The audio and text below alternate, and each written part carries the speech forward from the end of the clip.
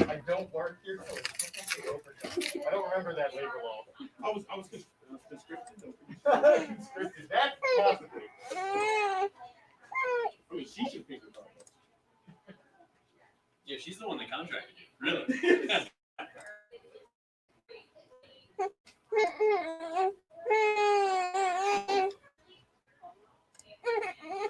Yay!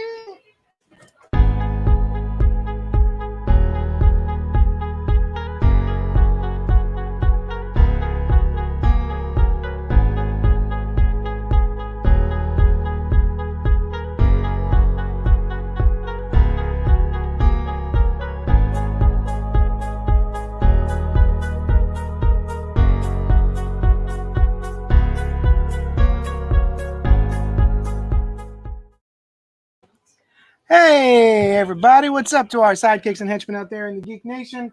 There's a baby. That's it. That's the show. We unboxed a baby and an iced coffee. Nom nom nom nom nom. All right, we're gonna go through this week's delivery. You're just right. Oh, you're tuned in. We're gonna go through this week's delivery from Diamond Distributor and Lunar, so Marvel, DC, Dark Horse, Image, what have you. Some manga, probably, if I were to guess. My lighting is set up in such a way that the microphone casts a shadow on my face. It's exactly how I intended it. All right. Well, I have to do this one-handed because my son was just hanging out, sound asleep. And then he was like, nah, brah. I want to be part of it.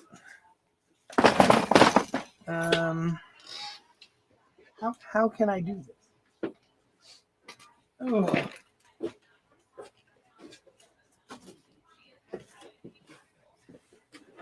This is a terrible way to do this. I would love some help, Rachel.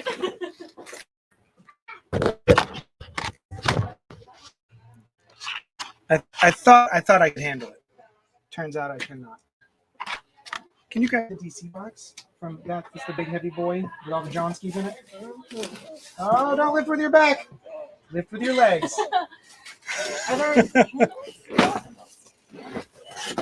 As a person with a bad back, every time I see someone lift like that, it hurts me more than it hurts them. Oh, wonderful. Thank you. Now what? All right. Let's first up. The Batman. Also, comment below. Say hi. Let me know you're out there. Normally, I'm... so here's what's happening. Normally, I also post to Facebook from StreamYard. This goes simultaneously through YouTube, through Facebook, and through Twitch. But someone had mentioned Quentin Tarantino recently, and they were like, thanks to Quentin Tarantino, Americans think that Hitler was killed with a machine gun in a movie theater. Somehow blaming Quentin Tarantino for making a film that people don't realize is fictional. My response to that was like, I don't think we can blame Quentin Tarantino for some Americans being dumb. And then I got flagged for hate speech. So I am on a 7-day Facebook jail because I said that some Americans are dumb for thinking that a Quentin Tarantino movie was factual. So yeah, that's why we're not streaming to Facebook today. So hopefully the Facebook people can find us on the Twitch or the YouTubes. All right. So what's up? Justice League Unlimited Girl Power. It's a digest-sized little DC book featuring Mary Marvel, Natasha Irons, Zatanna, Gypsy, Wonder Woman, and Supergirl. So this is in the style of the animated series from the long, long ago, from the before times. It's pretty cute. So for the person in your family who loves the female superheroes. Girl power. Let's see. Put that up there for now. Oh, bless you. All right. For single issues, Batman number 110 from James Tynion and Jorge Jimenez, one of the best artists working in the biz currently, comes out this week. And that's the guy from Future State, whose name I've forgotten. Character or creator? Character. What's he look like? He looks like that guy. Hang on a second. Can't see that far. Remember, he was like the second in charge, right? He's like one of the magistrate. Yeah. Agent one or red or something. I don't know. That guy. Oh no, Jason Todd is Agent Red. I think. I don't know. I don't know. Hi, guys. Come here for a second. Steve and Chris. Yeah. Steve and Chris. Steve and Chris are here, and they own Tubby Robot. They own the Tubby Robot. It's homemade ice cream. What's your address? 4369 Main Street. And it's super delicious. And you should go buy their ice cream. All right, get out of here. Okay.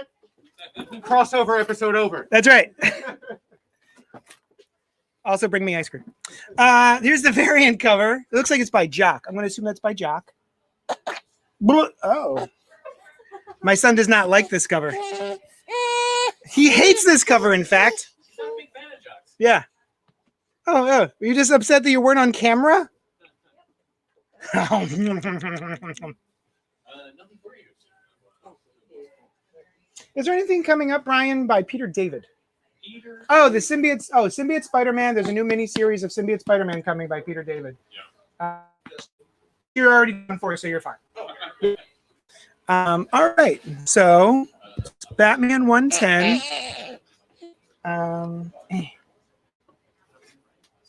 It's really quite amazing what you can't do while holding a baby.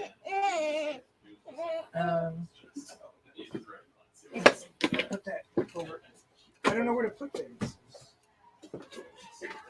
Good. Grunt. Oh, guys. I'm sorry. Also, why is no one saying hello? I see that you're out there and no one is saying hi. This offends me. I'm offended. Batman Fortnite 0 Point. The final issue comes out this week. And it's got a downloadable code for a character in the Fortnite video game. And there is a variant cover by, looks like, oh gosh, what is his name? He's a wonderful illustrator. Junji Ito. What is his name? Oh, I forgot. I even went and saw him live in New York to a drawing demonstration. It was amazing. Yeah. Hey, Rachel, what if I give this baby? Can I get this baby? Rachel's gonna take the baby. Thank you. Oh, wonderful. Baby. And then there's a box right there. Right there. All right. And because DC only prints a couple of comics that don't have Batman in them, Batman Secret Files, The Signal #1. If you remember The Signal, he was one of Batman's more recent sidekicks. And there's a variant cover. And Batman The Adventures Continue, Season 2. With a variant cover, I'm sure. Oh, yeah, there it is. With Croc, Killer Croc. Where's Spider-Man 70? No idea. We're doing DC right now. We haven't gotten to Marvel yet.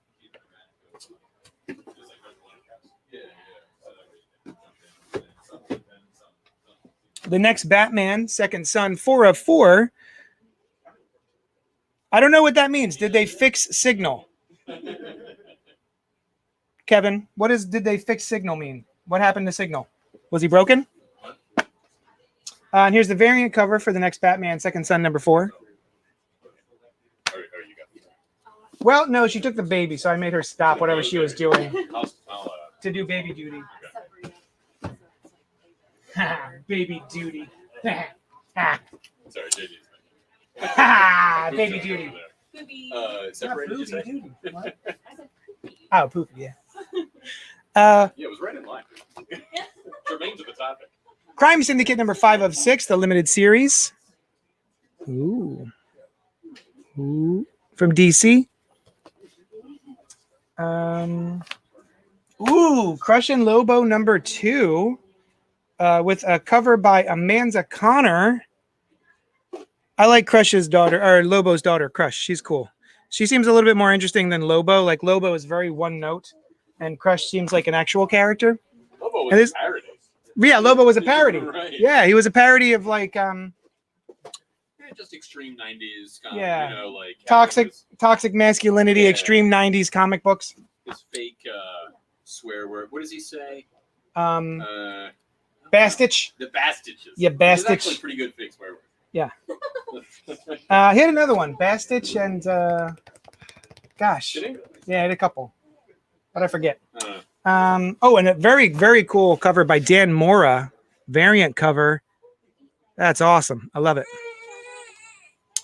And I just haven't been a fan of what they have done with him. Oh, well, then I don't know if they fixed them because I don't know what your problems are. The Conjuring, The Lover from DC Horror. I love that DC. Oh, Frag. Frag. Thank you, Kevin. Yes. Frag is what the other curse word was. Well done. Green Lantern number 4, Last Lantern Standing. We've got Sojourner and Teen Lantern. Bye, guys.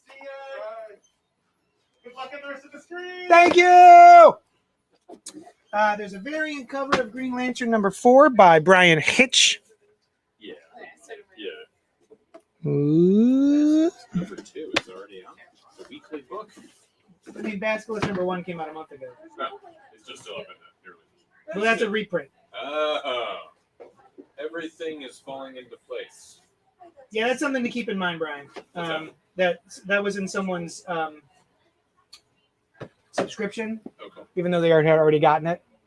You put a reprint yeah. in someone's Yeah. Um, Well, I'll keep it. Let's see what I can do.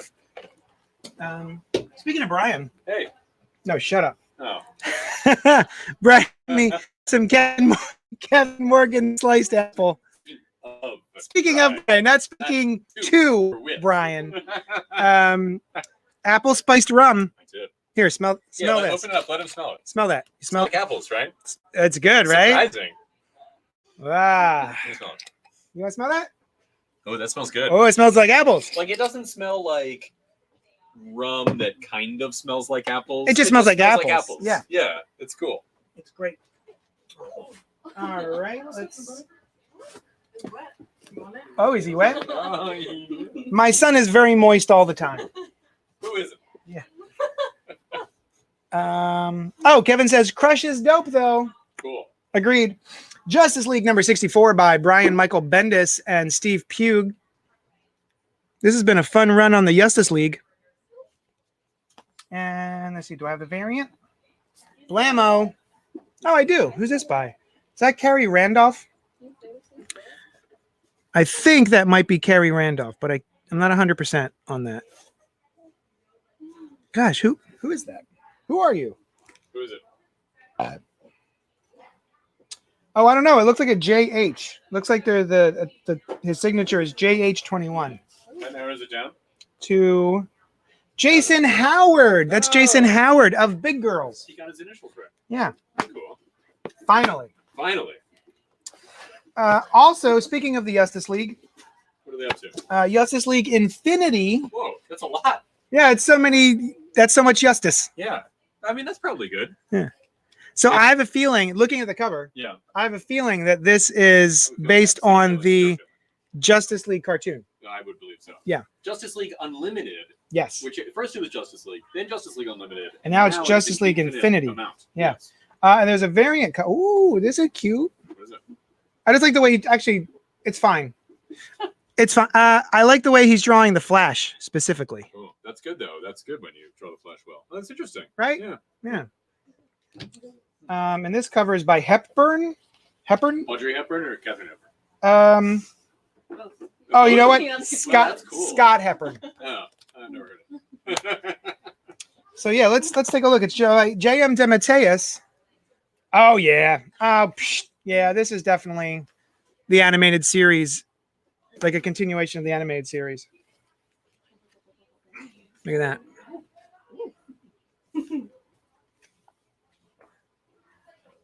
I don't want to wait. Oh, and it's got, spoiler alert, it's got the Martian Manhunter Oh, in bed. Wow.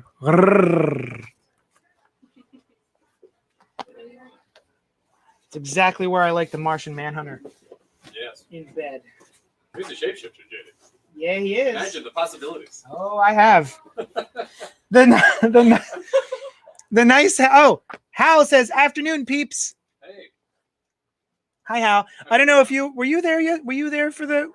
for the podcast? Was he there for the He came podcast? in right after we read his letter. Oh, that's right. He showed up as soon as we were done reading his letter. Nice House on the Lake by James Tinian.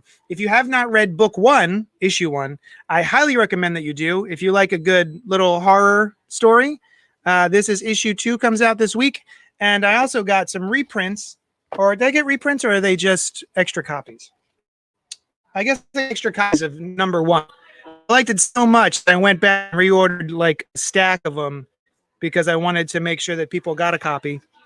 James Tinian the Fourth, household name James Tinian the Fourth, is great. He's been doing a lot of really good stuff. He's on Batman. He's on Nice House on the Lake. He's on other comic books. Something is Killing the Children. What is it? You had to read the book to find out. Here's the variant cover of Nice House on the Lake number 2. Oh, it's a little spooky. We got a spooky tree.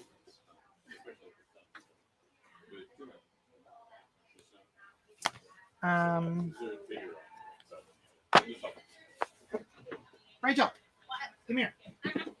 Meet the people. This is Rachel. That's my son, and that's Rachel. Which one's which? I always confuse them. One of them is my son, and the other one is Rachel. Oh, he's done. Get out of here. You're upsetting him. You're upsetting Rachel.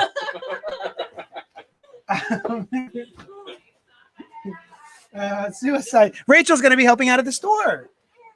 Yeah. Kai doesn't like Kai is very excited. Suicide Squad, number 5. It's got that guy who is in the movie. What is his name? Brian. The Peacemaker is the inspiration for Watchmen's comedian. Oh, Peacemaker. Yeah. He looks very silly. Oh, Mars Comics says, "Baby." Now, I can't tell if Mars Comics was calling Rachel baby, or are you just exclaiming that you see my baby? I think it was about Peacemaker. Or maybe it's Peacemaker. You're like, baby. Baby. Peacemaker is baby. The Swamp Thing, number 5 of 10 by Ram V. And John McCrae drew this issue. Cool. The Swamp Thing. John Cena as Peacemaker. That's correct. And there's a variant cover of Swamp Thing number 5 by Brian Boland. That's a real nice cover. Brian Boland, one of the few artists who are used to work traditionally for decades and then made the transition to digital. And it's almost seamless. You almost can't tell if he drew it traditionally or digitally. Other longtime professionals, not so seamless. Full of seams? Oh, so many seams. Yeah. Cool. Let's see.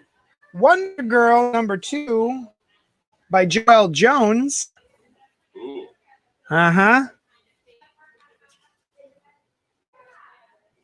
Wonder Boy. Good boy. Well, it's a Tenacious D song that's in my head every time I think of Wonder Girl. Oh, okay. And there's a variant cover by somebody. Goodness, great. Who? As a creator. Look at that. Oh, that's cool. Rise, nice. Who is this by? Who are you? Whomst do you be?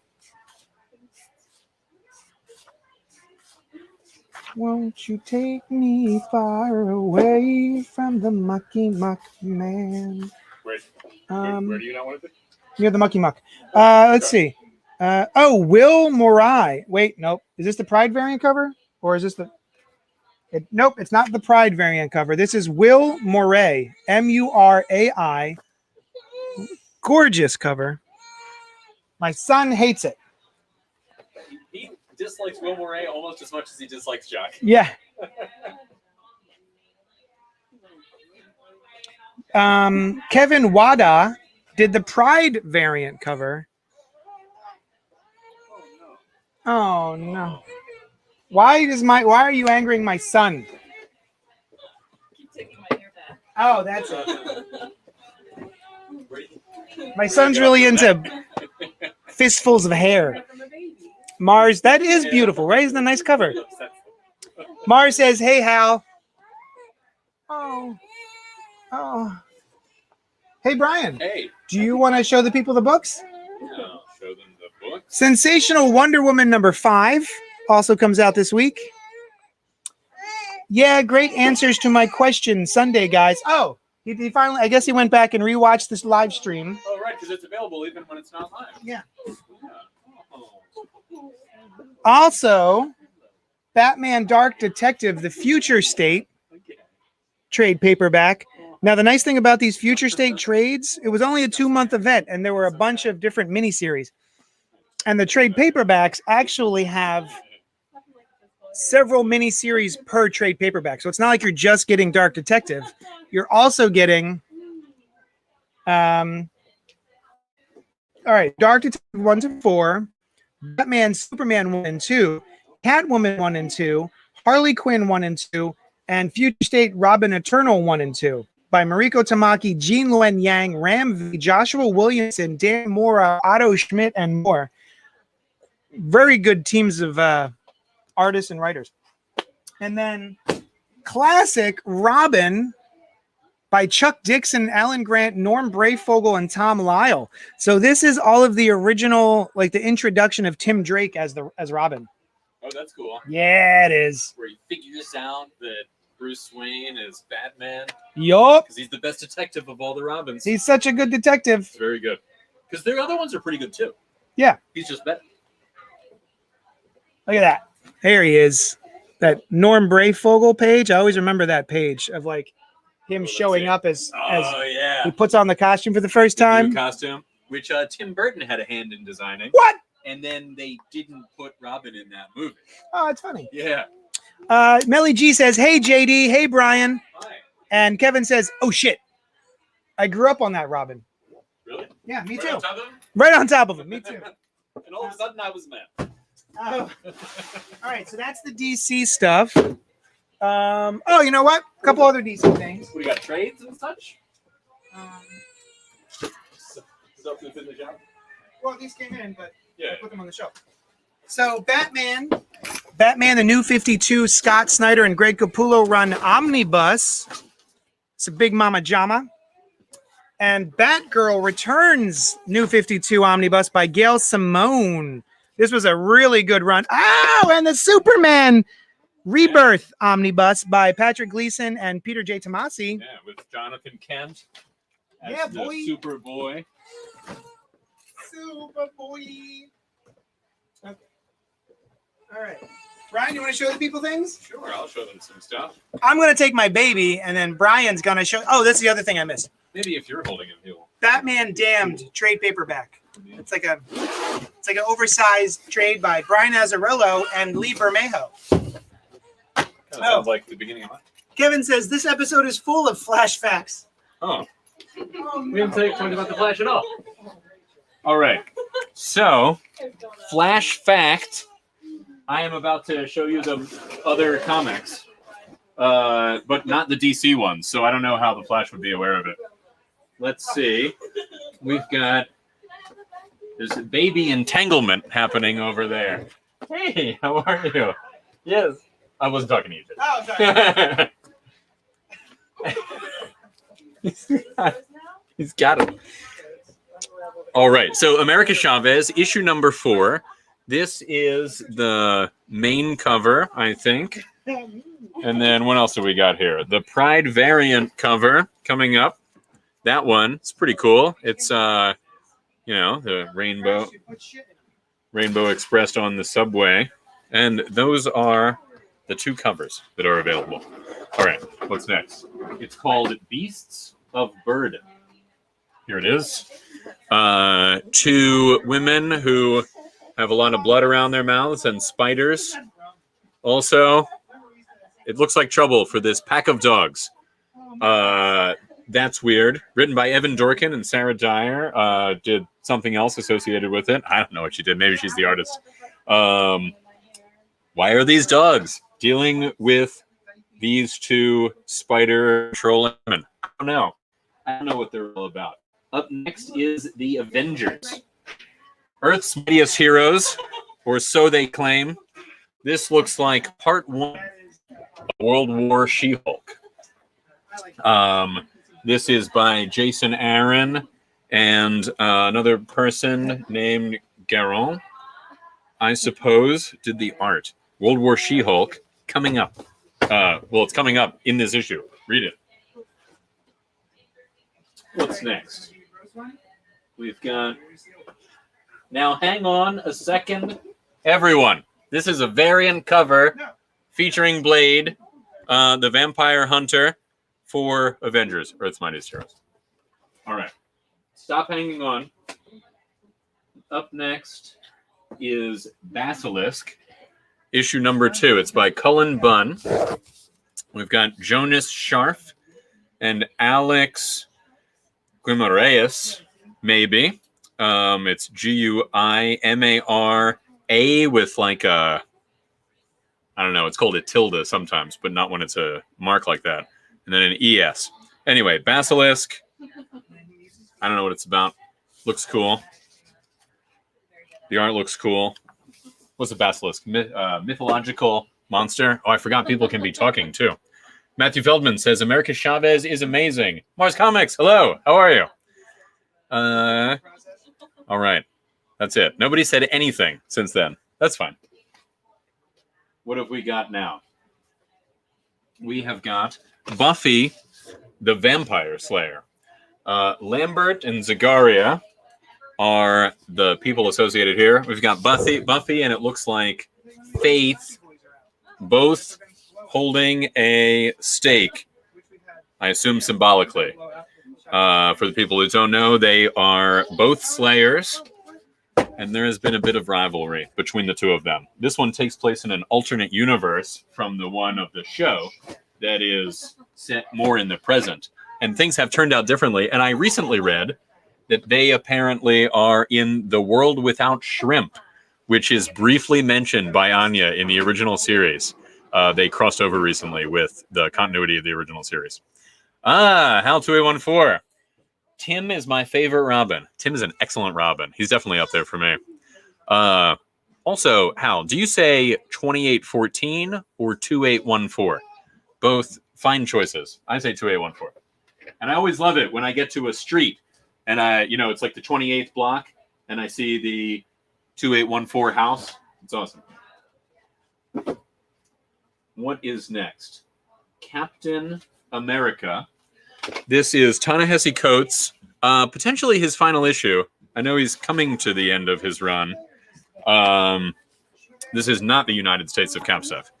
And then the variant cover is the sinister Spider-Man stuff. The Sinister Villains of Spider-Man is a variant thing that, hey, Kai was having. I got my feet. Oh, good. Yeah. Oh, I have mine too. There we go. Yummy. So, Munch on them feet. Oh, Matthew Feldman. Hi, Matthew. America Chavez is amazing. 4 exclamation points. Tim is my favorite Robin. yes. Tim is a good Robin. I do like Tim. But Tim's I also good. like Who Dick. do you like? I like Dick and Yeah. Tim. I like them all for different reasons, I think. Me too. I mean, Except for Dick Jason and Tim Todd. are definitely the Yeah, top Dick 2. Dick and Tim. Yeah. Jason can suck a butt. He can. Yeah. I read that issue Yeah. where he proved it. Oh, you know what? Yeah. There we go. I'll show you my thoughts on Jason Todd. Give me a second. All right. One sec. Do you have your thoughts over there? I do. Oh, you do, don't you? While JD's away, guys, don't mention it when he comes back. But the next issue is Chained to the Grave. It's done by Eschenbach and Level and Sharon. or Sharon. I don't know what this is all about, but the cover art looks pretty cool. And the interior art does too. It's kind of like a little cartoony, little. Oh, he's coming. One of the first T-shirts I designed Here it was is. Jason Todd had it coming. A little skull there with the Jason mask and some crowbars because the Joker beat him to death You with did. crowbars. Now, did you vote in that vote? I didn't. No. Would you have voted I to kill him? would've. Yeah, of course. What if it was a real boy, like a real kid? Like my child? No, just somebody you don't know, but you know of. I'd have to meet him, honestly. That makes sense. Oof. Nobody tell JD about that thing in the real world. All right, what's up next? Children of the Atom. It's a family book about the Atom's children.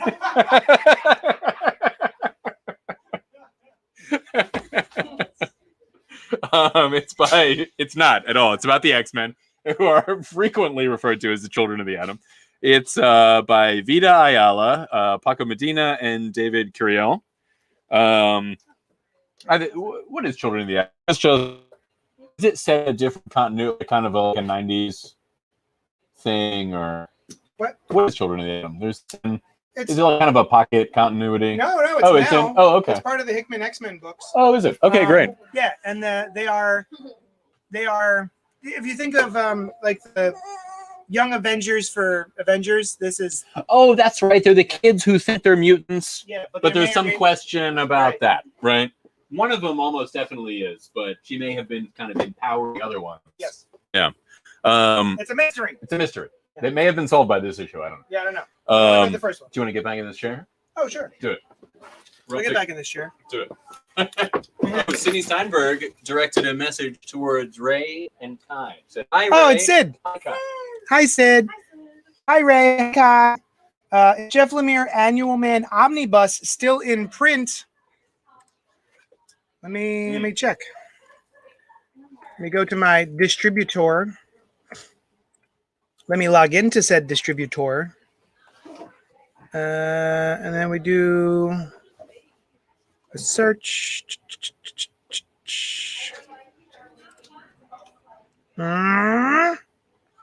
Here we go.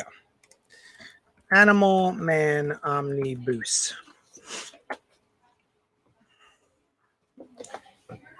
What? What's happening? Is it Animal Man one word? No. Is it Animal Hyphen Man?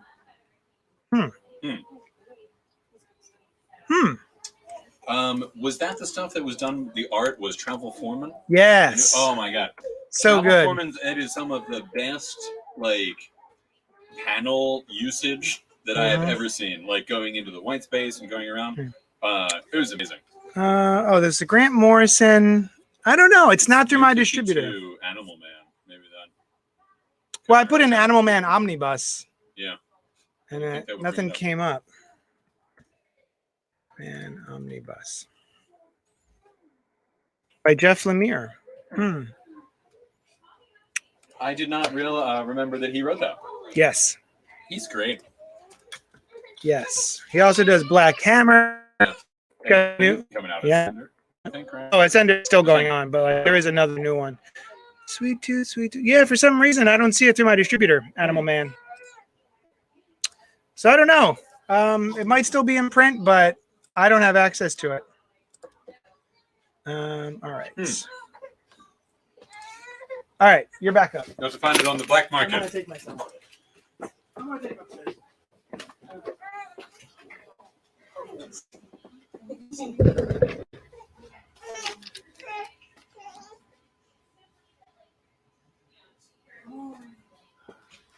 All right, so up next here, we've got Clementine. Arguably should be alphabetized under The Walking Dead, but I didn't realize it was part of The Walking Dead. What is that? Well, it's probably.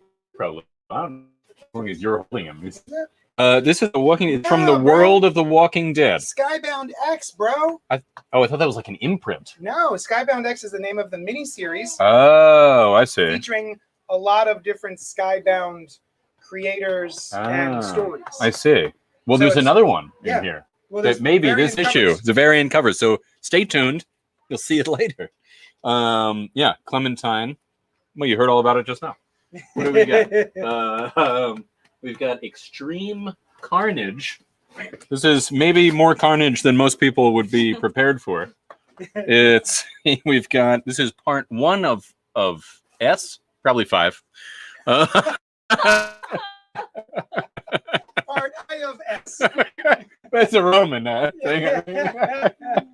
So, this particular brand of carnage seems to involve the Flash Thompson Agent Venom, and I believe that is Shriek, Yes. or something like that. She is, yes, I agree.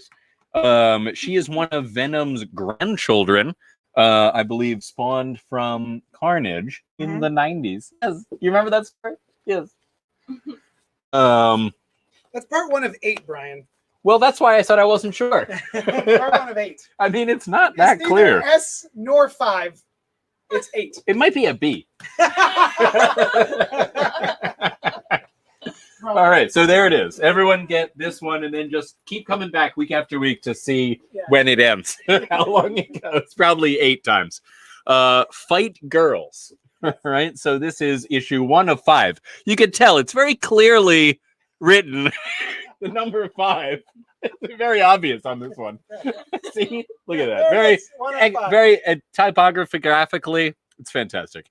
This is done by Frank Cho and Sabine Rich or Reach. 10 women, 4 challenges, 1 crown. Winner rules the empire. Why any empire would set up? Why would that be a good way to pick who is going to run an empire? But that's how they do it in the world of Fight Girls, according to the cover. So let's see. Up next, we've got Firepower. We, JD and I and our friends Noel and Len read the first few of these on the podcast. JD's podcast. Yeah, I agree. Yeah. He might even give 2 thumbs up if he had another thumb around. There it is. Oh, it's done. Really cool. It's a martial arts thing done by Robert Kirkman of Invincible and Walking Dead. Chris Samnee. He does the second issue is like a silent martial arts fight. And very kinetic art and very interesting story of what we read. Let's see. Geiger. Ooh. This one, the titular Geiger, or is it Giher? I think is here. And so it's actually just completely coincidental that he becomes irradiated. Yeah. This man who is named Geiger. Yeah. But who would have known? Yeah. So my friend Sean said he would have named himself Sean Millionaire in this world. Had we known. Yeah. So this is Jeff Johns and Gary Frank doing like an homage to 50s atomic horror, like atomic stories, basically. It's a lot of fun. You can see at the top they've got this black and white checkerboard, which is an old school comics thing to do. Oh. Why they did that, I don't know. But like a lot of DC Silver Age had the black and white checkerboard. Yeah. I didn't notice. I don't know if it was so that they would stand out on the newsstand, because like the magazine racks, you'd only see the very top. Yeah. So maybe that way it's like, it's a DC book and you go there. Yeah. You know what infuriates me now, Brian? What is it now? Well, what is it now? It's always something. But right now, when I go through the back issues, right? Uh-huh. And then the title of the book is at the bottom of the cover. Oh, yeah. Because everyone knows it's going to wind up in a box. Right. Right? Everyone comic knows box that. You see the top of the book, Mm-hmm. and you got to pull it all the way out to be like, See what's what. Yes, this is the name of the book. Same deal with the rack. You at this store have a rack set up with all new number 1 issues for people to get into, And also Iran. Oh, yeah, you do have a separate running space. Yeah. So it's when they have the title at the bottom, like there's one MFKZ that it's like you've got to put it on the bottom one so that people can see what it is. These are all new number 1 issues. Nobody knows what they are before this. And now thinking of their development. Solid as a rock. Song is solid as a rock when we have been accused of building houses in Iraq. That was such a good show. First 3 seasons. Yeah. Perfect. Brilliant stuff. So I believe that is with his business model. that he Michael tells Job in this old sitcom to get he wants to run the business, get a business model. So he brings in a woman Yeah. to model for his business, who also plays Joan Tomazzo in Parks and Rec. Oh, nice. Yeah. Whoosh, whoosh, whoosh, whoosh. Snake Eyes, Dead Game. He just things that are already dead, Yeah. like deer and what have you. He's not a very Mostly- skilled hunter. Mostly roadkill. It's what could this book even be about? I have no- I don't know. It's about Snake Eyes, G.I. Joe, Fame. I never read. It's by Rob Liefeld. It's by Rob Liefeld. Here he is with this fellow. And he's got a sword, the other guy, and Snake Eyes has a big hammer. He's got a big mallet Oh, and Kirby dots all around him. Why? That doesn't. Maybe it's a mystical hammer. Who knows? Anyway, buy the book, and then you'll know. So, Hellboy. Hellboy. The Secret of Chesbro House. One of two. It's by Mike Mignola, Christopher Golden, Sean McManus, and Dave Stewart. I never really read any Hellboy, but I like Mike Mignola, and it seems like Hellboy would be a cool thing to read. yeah, I've tried You know? Hellboy. Yeah. That's Yeah, end of not my your story. style? That's end of my Yeah. story. So, really more of a statement. Can I have my coffee, please? Yes. I won't stop you, but I also won't help you. There you go. Wonderful. I did. I went back on my word and I helped him. All right, Hellions. Speaking of that syllable, Hellions. Help. Right? Clear And connection. Hellboy. Hellboy. Also, see, 'cause they're in alphabetical order. So this one is. Oh, you're leaving? All right. This one's done by people named Wells, Antonio, and Barredo are the three people. You've got Mr. Sinister here with another Mr. Sinister under his boot heel. I think Sinister's got a thing going on where there's like a bunch of clones of his that he was running like a whole city, and it's just him. So who knows? Maybe that's the original one, or one that he believes himself to be the original one. Oh, right. You folks can say stuff too. What do we got? Kevin, my Independence Day was good. I think hopefully JD's was as well. That's from what I hear. Rachel just walked away. Hey, action figure expert, how are you? Doing well. How are you? All right. And then we've got Hollow Heart by Allor and Tucker. This is a series that I have not read, but I like their color usage, right? It's a cool kind of shade of pink. Hey, how's it going? Good. And the art looks pretty good too. So yeah. Now we've got Ice Cream Man. This is, by the looks of it, like another issuing of the classic Ice Cream Man. Classic, I mean, it's under 10 years old, but well regarded. But it's a $1 issue. Image has put this out to get people interested. It's by W. Maxwell Prince, Martin Morazzo, and Chris O'Halloran. So come check it out for $1. Now there is the Immortal Hulk. This run is drawing to a close, I believe, in the next couple of issues. This is issue number 48, so I bet this one lasts 1 to 2 more. Either 50 will be the final one of this one or the first one of the other one. This is Al Ewing. And he is leaving this and is going to go to something else. Thor, Venom? One of those two. Or a different one. Big Marvel characters. The Immortal Hulk. Bennett is the artist. This is Inkblot. We read this one on the show too. This cat is very cute. He's like a cool kind of mystical force going from one world to the next. And this girl is like the youngest in a family of potent rulers or royalty in some way, and she goes chasing off after the cat. Done by Emma Kubert and Rusty Glad.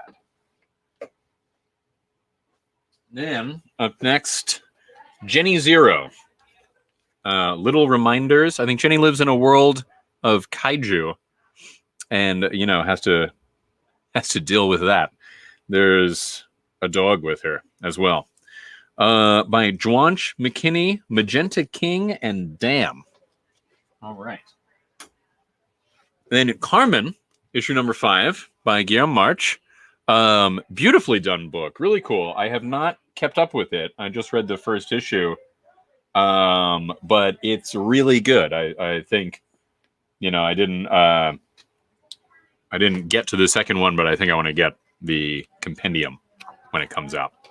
So definitely keep an eye on Carmen. We've got Life is Strange, Coming Home story.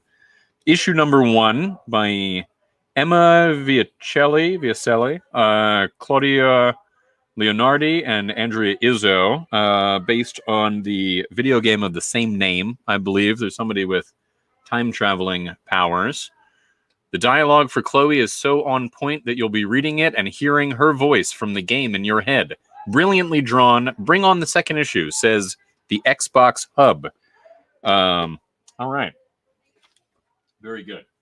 Now, Magic. Magic, based on the card game, Magic the Gathering, by McKay, Guara, and Consoni. And, yeah, I mean, it's like kind of sword and sorcery thing. And everybody on this stream probably knows something about Magic the Gathering to at least give you an idea of what it is. Matthew Feldman, what number ink blot was that? Let's see. That was issue number 10. Number 10 for that one. We only have one, so it's probably somebody that has special ordered it. And Matthew Feldman, it might be you. Let's see. Mamo by Sass Millage. This is number 1. It looks interesting. There's something with, I don't know, ravens, or this cat is drawn in an interesting way. Looks like it may be like a little magical realism or just straight up magic. Done in kind of like a sort of washed out, like a pastoral color palette almost. Let's see. We've got Masters of the Universe Revelation. So this, for anyone who enjoyed the He-Man show of the 80s, this is there's a Netflix series, and this comes directly after the show, or at least it deals with themes of the show, and some storyline. Kevin Smith is doing it, and that comes later this month, July 23rd, I believe. This one is a prequel to that animated series. Noel is going live. Oh my, because he was doing something with the stream the other day. I imagine he was the primary on that one. But he's from Facebook and can see us. I know. Yeah, I'm quite excited about this Masters of the Universe Revelation thing. I loved He-Man in the 80s. And this cover looks like Mike Mignola. I don't know if it is or not. This is written by Kevin Smith and Rob David. Or, I don't know. Rob David had something to do with it. Tim Sheridan, Mindy Lee, Rico Renzi, and Darren Brennett. Very cool. Yes. So we'll see how that show is, too. What do we got then? My Little Pony, Friendship is Magic, issue number 99 by Zoller, Easter, and Breckel. Here we go. A post-pony here. The Pony Express, perhaps. I hope they call it something of that nature. And there you go. Season 10, episode 11, My Little Pony. Then we've got The New Day, Power of Positivity. They are, these guys, they're standing on pancakes. They're like really tall pancakes. And like the clouds are around. So that's what makes me think they're tall. And I think they're in like a breakfast cereal thing, right? I thought these were donuts at first. But then I see these marshmallow-looking deals. So I think that's a breakfast cereal thing. Boom Studios by Narcisse Walker and Bayless. Also, so these guys seem to be wrestlers there. And then here, they're in a wrestling ring. So, decent reason to think that. Well, I don't know. I don't know anything about what this is about, but I like the title, Power of Positivity. That's good. It's a good thing. All right, onto another box here. What have we got now? This is Noctera. This is one of those stories where the sun goes out or is obscured in some way. This is issue number 5. It's by Scott Snyder, Tony S. Daniel, and Tomeu Mori. It's Tomeu. Not sure how to pronounce that. Tomo. I don't know what language tradition it is. So anyway, yeah, the lights went out. When you are exposed to darkness for too long, you start to become a monster, like physically a monster, like this, whoever those hands are. So yeah, it's a rough life in this world, and they're making a truck from one place to another. There's like a truck driver, and they're trying to get to, the safe spot. Action figure expert. P say you see me say it together naturally. All right. Oh, apparently we're streaming live from Noel's Facebook. Hi, all of Noel's friends and people who are friends with him on Facebook. Hopefully you're enjoying this list of comics and trade paperbacks that are coming out tomorrow. You can get them from our friend, Johnny Destructo, JD, at JD's Hero Complex in Main Street, Manioc, Pennsylvania. Noel's not too happy about this, according to his emoji there, which at one time were called emoticons. This is Ordinary Gods. I don't know what the deal with that is. Noel, please kick us off of this if that is something that you can do. I have no idea how to do that. It's by Higgins, Watanabe, William Coles. I don't know what this is all about, but it looks cool. You've got people from different eras. I don't know. Looks like there's some fighting that happens, mystical stuff. Swords, anyway. Swords aren't always mystical. Let's see. In fact, a lot of them are not. Out of Body, number 2. Noel wants Ordinary Gods. I have nothing to do with that, Noel. Yeah, I'll see what the story is. Yeah, I want one too. Let's see if we can order one. All right, so Out of Body, Peter Milligan, Ava De La Cruz, Inaki Miranda, and Sal Cipriano. I don't know anything about what this is about. Peter Milligan is a very interesting and cool writer. I think he may have created Howard the Duck. That could have been somebody else. Little symbols here around this old-timey sea explorers thing done in this crazy color palette. All right. And then we've got Post Americana, number 6. It's kind of a dystopia in America story after some sort of great disaster. There's a lot of mutation, that kind of thing. One of 2 that Undiscovered Country is another one that is started at the same time. This one is by Steve Scroce, Dave Stewart, and Phonographs Studio, presumably. Let's see. Oh, and this is the other Skybound X, which we talked about earlier. It's got Rick Grimes on the cover with a light-up sword. I didn't know they had that kind of thing in The Walking Dead. He's got like a superhero costume on, like a kick-ass kind of thing. Oh, I get the feeling it's a mishmash of different stuff. But I've never read Walking Dead. So, Runaways, number 37.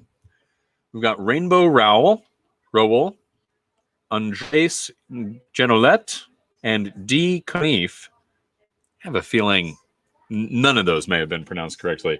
Guy says Gert on the cover, and they're looking as though something has surprised them a great deal. So, who knows what that might be? All right. What else have we got here? Serial by Terry Moore, number 5. I think this had gone on longer than that. Somebody with a bunch of humanoid, but apparently not human skulls, and a sword, spears, carved by herself. I guess like a dystopian kind of thing. Oh, I didn't know this was that kind of book at all. All right, excellent. There we go, number 5.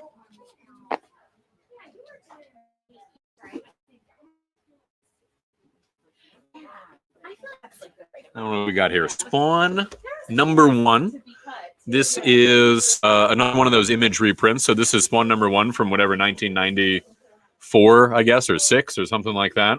If you want to check out Spawn, they just launched Spawn Universe, which introduced us to a number of the new Spawn things that are happening. King Spawn, some other Spawn titles. I don't remember them, but I think there's 3 total that came out of Spawn Universe. So if you want to see where it all started, this is it. And for only $1. Then we've got Amazing Spider-Man number 70. This is the prelude to the Sinister War.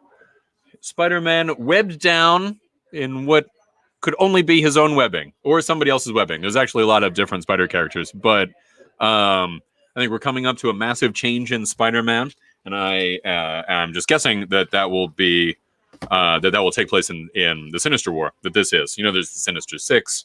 They're doing a lot of Sinister Villains of Spider-Man variant covers, so I imagine something like that is happening. Big changes in the life of Peter Parker and Spider-Man, who may not be the same person.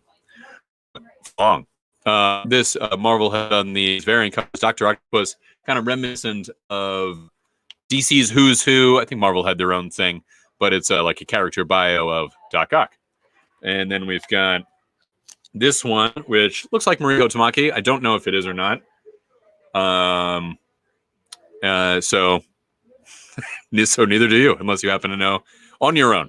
There you go. And then this other one, pretty cool version of Spider-Man there.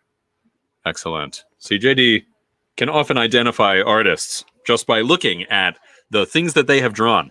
But I can't do that usually. Let's see.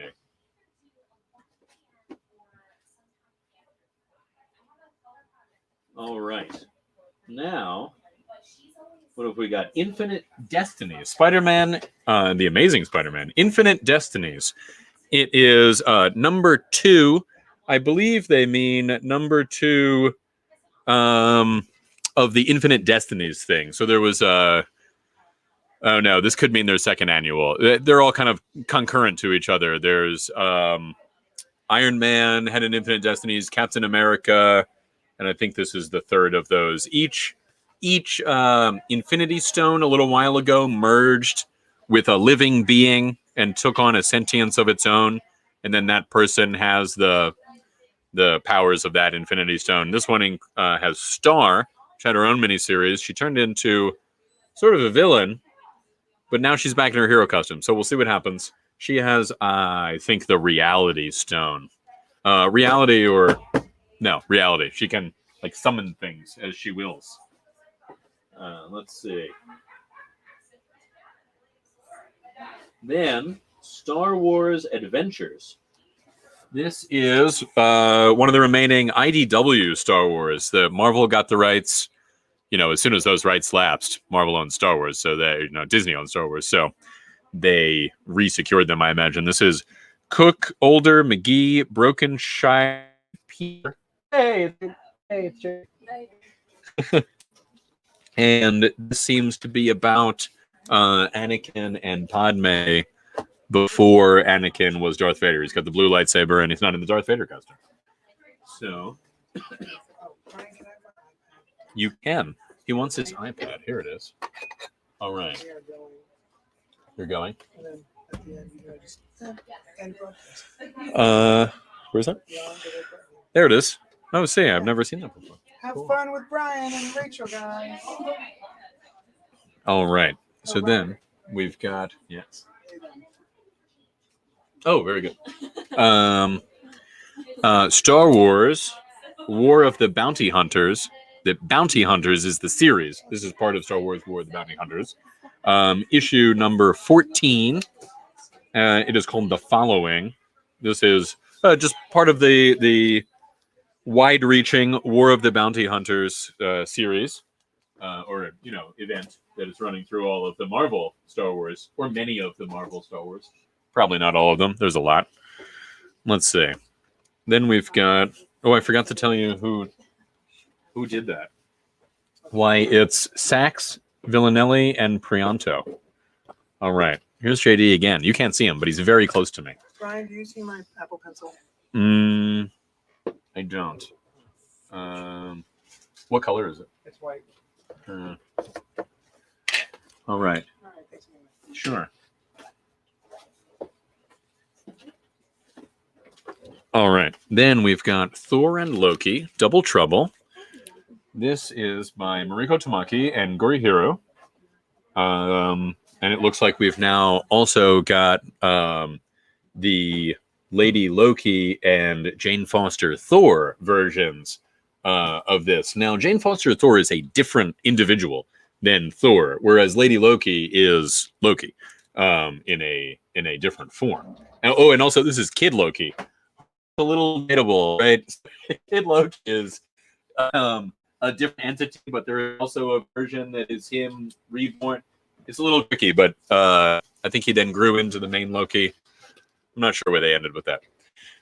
Then we've got the Trials of Ultraman.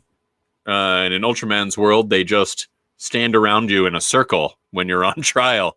All of the different, you see that, Rachel? All of the different people are just, he's on his own, and the trial begins. A little overwhelming. I assume. I imagine it is. Right? It's not great. It's not a great justice system. No, I don't think. like No. you know? Well, hopefully Ultraman makes it out. Oh, and like taxes too. Oh, no, you want that. No, you don't. Oh, and ski stuff. I guess they're at like an Arctic region. So this is by Higgins, Groom, Mana, and Grundetjern. Grundetjern.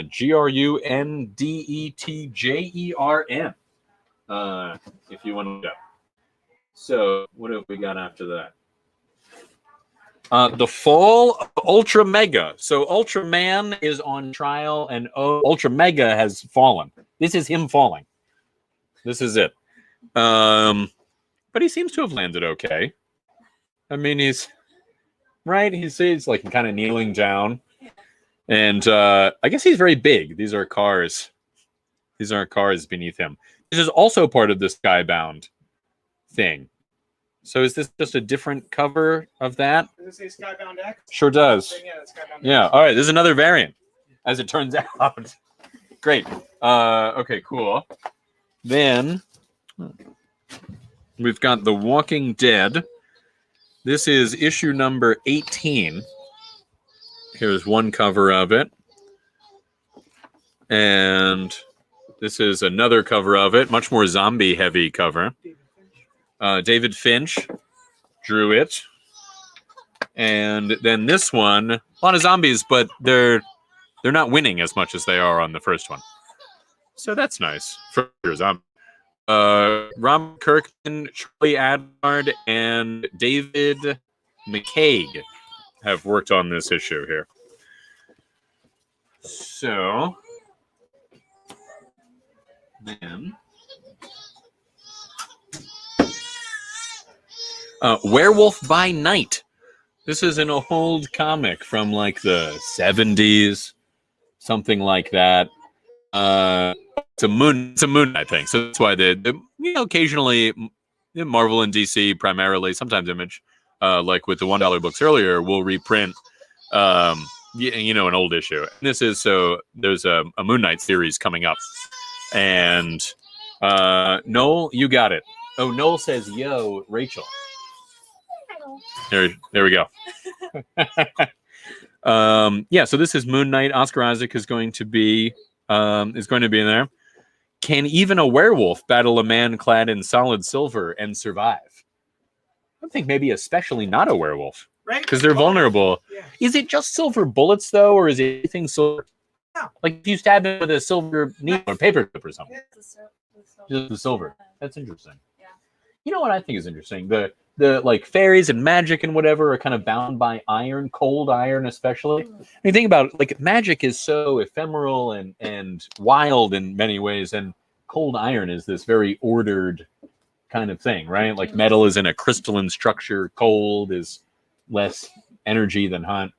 It makes kind of a sense that they would counteract each other. Never thought about it. You never thought about it? Huh? Well, you don't have to. So I'm assuming this is the first appearance of Moon Knight, now that I read about it. Because they're wondering if a werewolf can survive a man clad in solid silver. Which I don't know that Moon Knight was. I don't think he really was after this. But that makes sense. Then we've got Worst Dudes. I don't know if this is one of those dudes. He says perfect. He looks kind of like who is that guy? The Hanna-Barbera, like Snaggletooth. No, that was Snaggletooth. What something? Snagglepuss. Yeah. Snagglepuss, and he was a Pink Panther, but not the Pink Panther. He was just a Pink Panther. Maybe a pink cougar or something. I don't know his genus or species. By Aubrey Sitterson, Tony Grigori, Lovern Kinjerski, Taylor Esposito. Warning. This book contains odious language, wanton drug use, willful violence, unabashed lechery, and generally loathsome behavior. It is entitled The Worst Dudes, and that's in the back. So, there we go. Why are there this many pink, big cat, Maybe like it's not enough. anthropological? Maybe not. Maybe there should be more. All right. Let's keep an eye out. So we've got The Wrong Earth, Night and Day. This is by who did this? Pyre, probably Tom Pyre. Eagle, Castro, and Troy. And this is about, I've never read it. JD recommends it highly. But I don't like to do the things that he recommends. It makes him feel like he has good taste.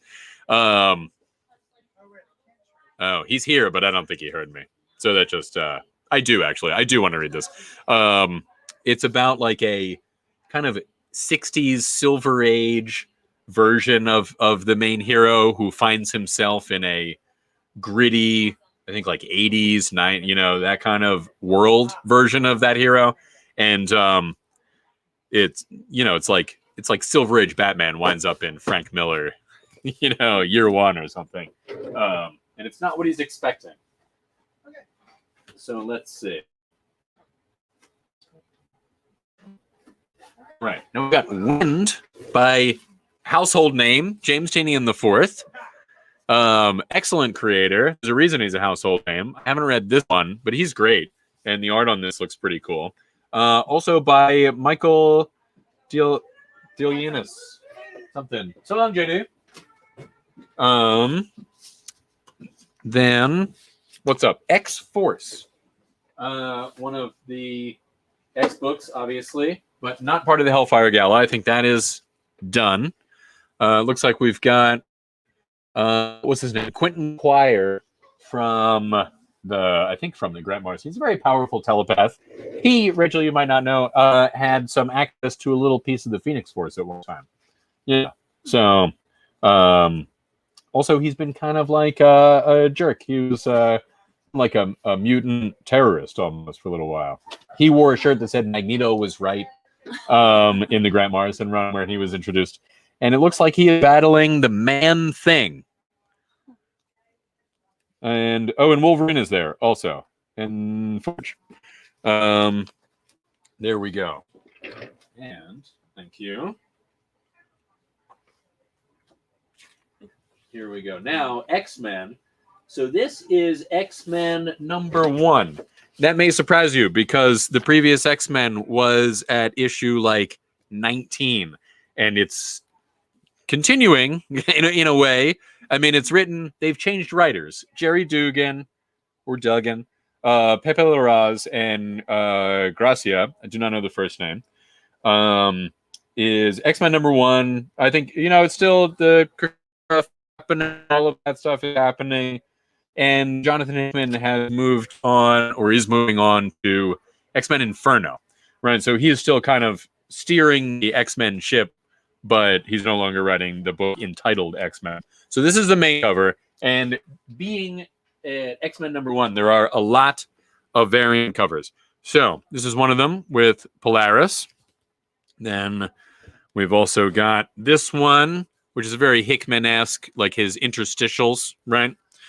Then, and it just like names probably the main characters. This one, Wolverine's face looks a little weird here. Almost vampiric. Look at that. See that? He look like a vampire on that. I mean, he has pronounced canines, but they're not usually like that. And his mask is all, look, it's all like beat up, right? Nobody else's costume is torn up. What was he doing right before this? I mean, he gets into a lot of adventures. He's a busy guy. So then here, this one's pretty cool. All in green with, you've got, I think that's Professor X's head. That's his like mask that he's got now.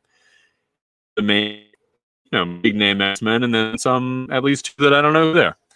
And then this one, that might be Darwin, actually. He's cool. Anything that happens, he like evolves to counter it whenever it happens, right? Very potent ability, I think. Yeah.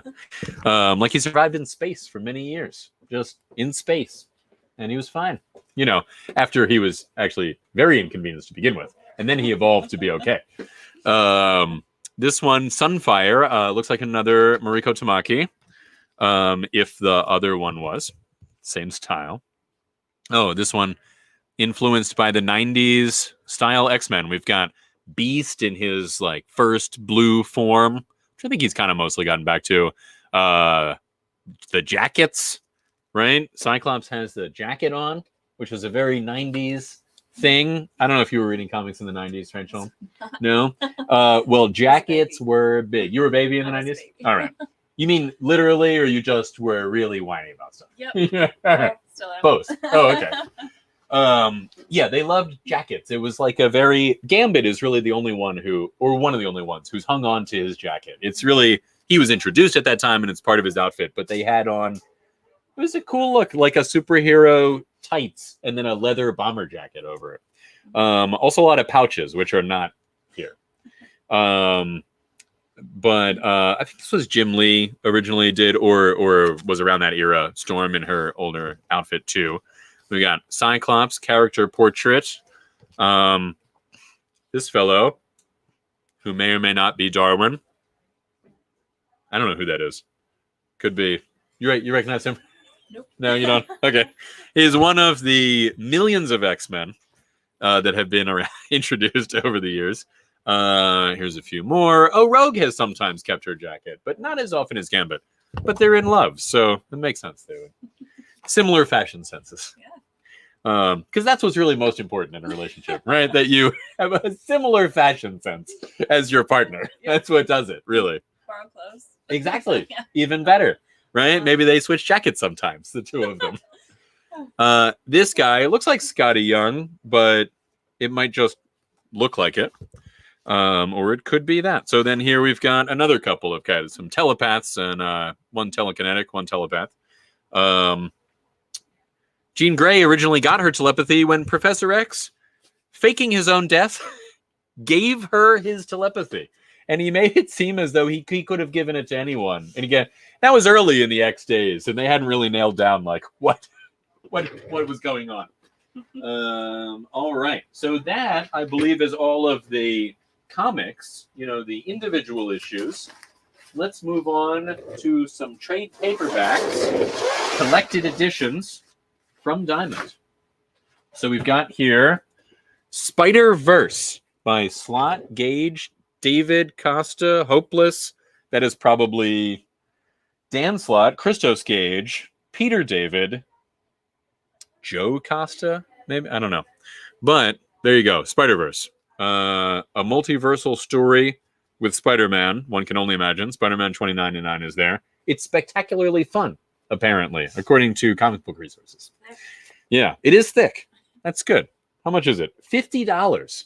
But you get a lot of comics, right? No. Oh, and the Spider Ham is on the back there, right? Peter Porker, the spectacular Spider Ham. Ghost Spider, Gwen Stacy is from another universe, and Miles Morales.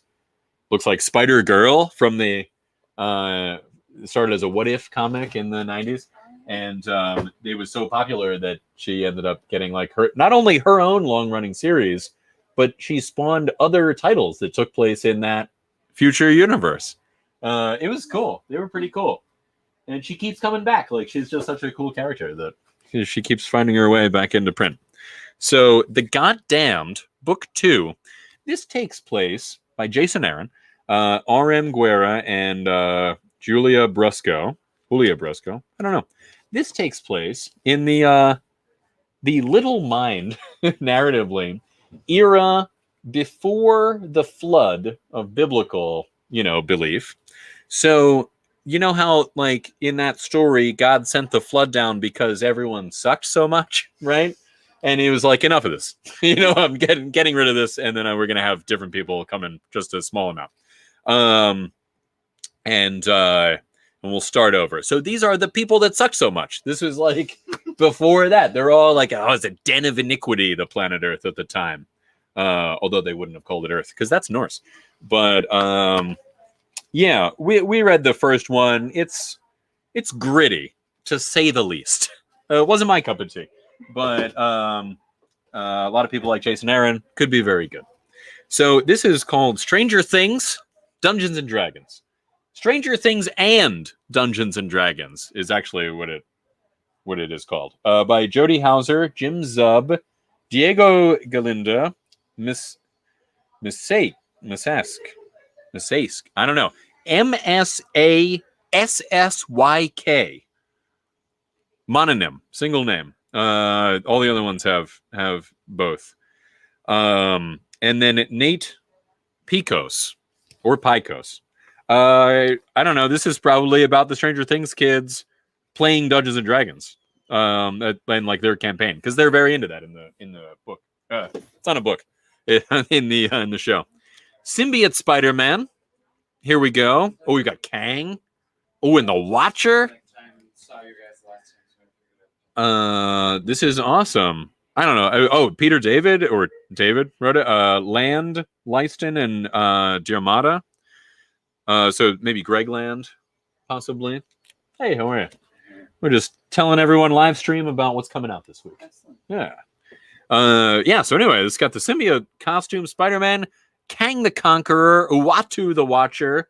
Very cool characters, in my opinion. We've also got Rocket Raccoon, excellent, and the Black Knight. So that's cool. What else have we here? We've got National Anthem, The True Lives of the Fabulous Killjoys. Another one that we read on the podcast. This is like, according to Noel Bartocci, who knows about these things, and also according to my somewhat distant memory of it, what he said, this is like kind of a remix of the concept album that Gerard Way did with My Chemical Romance called The Fabulous Killjoys, or something with the word Killjoys in it. So that may or may not be exactly right. I don't think it's a prequel or anything like that. I think it's just kind of revisiting similar ideas, kind of corporate overlord stuff, breaking out of the Plastic Fantastic world and into reality. I think is a major theme. Yeah, it was very cool. I read it, like I said, we read the beginning, and I really liked it. Wolverine Epic Collection, one of Marvel's reprints. Larry Hama, Tom DeFalco, Mark Silvestri, Davis, and Buscema. Is it Sal Buscema? So Marvel does these epic collections, and they reprint, cool old stories. Sabretooth is on the front. It's from this era. I don't know, what is this, 80s, 70s? Sabretooth's in it. Wolverine's in his brown and yellow costume.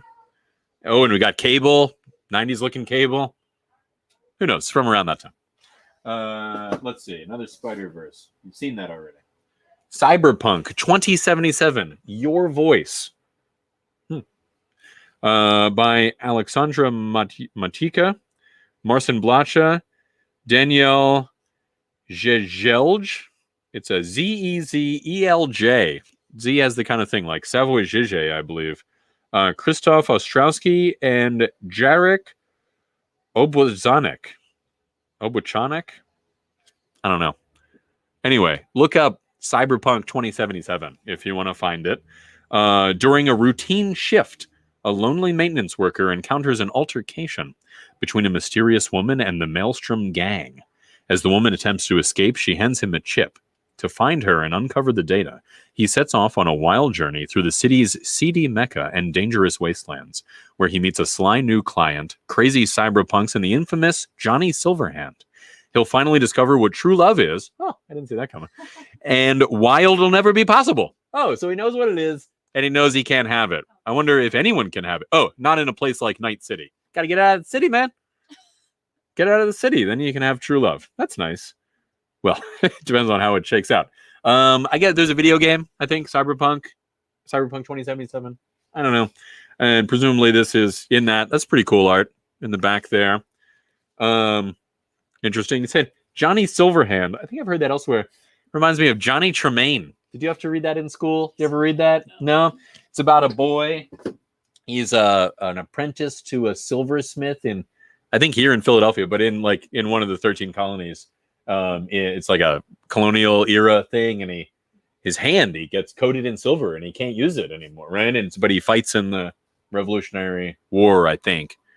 Yeah, we had to read it in school. We were supposed to read it in school. I don't know what I actually did. But I guess from people around my age, it's very well known. A Captain America Epic Collection. We see Cap going up against some robots or androids at the control of this gentleman, I assume. Not so great. We got Thing, Spider-Man, some other androids. Oh, a Magneto android. And then here's Cap ripping up a different Cap. Is it a giant Cap and a regular size Cap that he's ripping up? Or is it a regular size Cap and he's about to tear a little tiny Cap in half? Who knows? We don't know. What do you think? Right? It's bad news. Yeah. Bad news for the Cap who's being stretched in two almost here. Even for Captain America, life has rarely been this eventful, Rachel.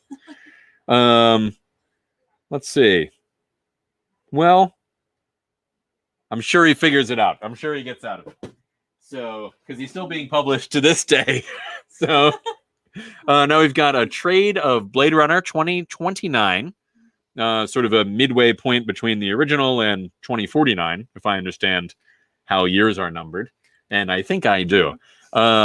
This is by Mike Johnson, Andres Guinaldo, and Marco Lesko. It's called Reunion. Anna Ash Ashina is back with the LAPD Blade Runner unit and has returned to the rain-soaked streets of a slowly crumbling Los Angeles, hunting for renegade replicants. Well, good luck to her or the replicants. Whoever's in the right there, probably the replicants. They're just trying to live, and she's hunting them. Ta-Nehisi Coates, Black Panther, acclaimed run. The Intergalactic Empire of Wakanda, Part 4. I didn't read any of this, but I believe Black Panther, the king of the nation of Wakanda, expands Wakanda in some way. And we've got another number of heroes of color. We've got Luke Cage, Misty Knight, Storm, Miles Morales, and Brother Voodoo, one of the, who was for a short time the Sorcerer Supreme, very impressive fellow. Okoye, one of the Wrecking Crew, who wield, usually villains, but who wield Asgardian-empowered weapons to take Thor down predominantly, I think. And this woman, whom I don't recognize, I would have thought she was the energy-based Captain Marvel, but she's got an X on her chest, like an X-Men X. And then this guy is probably White Wolf. Looks good. All right. Then we've got Firepower, Volume 3, Flame War. So I wouldn't recommend starting here, obviously, but you can start with either Volume 1 or 2, and then pick this up. In this case, Volume 1 is kind of a prequel, a prelude. It's a very cool series that we talked about a little earlier. Robert Kirkman, Chris Samnee, and this is the third trade. So yeah, get on these. They're fun. They're good. This guy's got an interesting looking axe. It's cool. All right. So I think that is it for the new things this week. Everyone, thank you for joining us, and we will see you next time. So long.